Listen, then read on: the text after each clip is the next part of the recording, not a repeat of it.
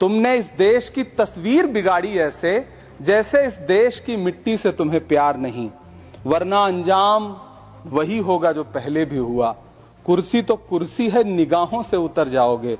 मौत आनी है जब आएगी तुम्हारी खातिर, मौत से पहले बहुत पहले ही मर जाओगे। सभापति महोदय, इस सरकार में बातें तो बड़ी बड़ी रही, कहा गया कि गांव का विकास करेंगे, लेकिन प्रधानमंत्री की जो आवास योजना है, प्रधानमंत्री आवास योजना के तहत गांव में आवास बनते हैं और इनकी राज्य सरकारें उन आवासों पर बुलडोजर चलाती हैं। कोई खुशबू न कोई फूल न कोई रौनक, उस पे कांटों की जहालत नहीं देखी जाती। हमने खोली थी इसी बाग में अपनी आंखें, हमसे इस बाग की हालत नहीं देखी जाती।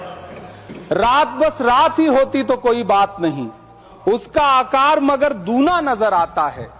जितने चमकीले सितारे थे वो सब डूब चुके, सबको छुपा लेंगे। गांव में सड़कों की स्थिति खस्ता हाल है, चाहे उत्तर प्रदेश हो, चाहे मध्य प्रदेश हो, चाहे गुजरात हो, चाहे राजस्थान हो। गांव में सड़कों की स्थिति ऐसी है कि किसी गर्भवती महिला को अगर अस्पताल ले जाना हो तो सड़कें ऐसी हैं कि उन पे चलने वाले वाहन शायद अस्पताल तक महिलाएं पहुंच भी नहीं पाती हैं, उनका प्रसव रास्ते में ही हो जाता है।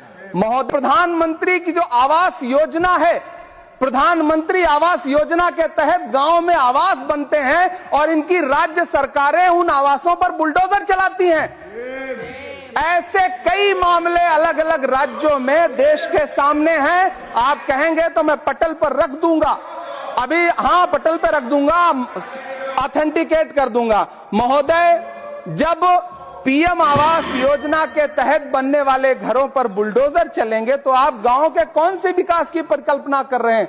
गांव को तो आपने भगवान भरोसे छोड़ दिया है। गांव में रहने वाला किसान अपनी मेहनत से अगर अन्न उपजा रहा है तो आप उसकी एमएसपी भी नहीं दे पा रहे हैं। आप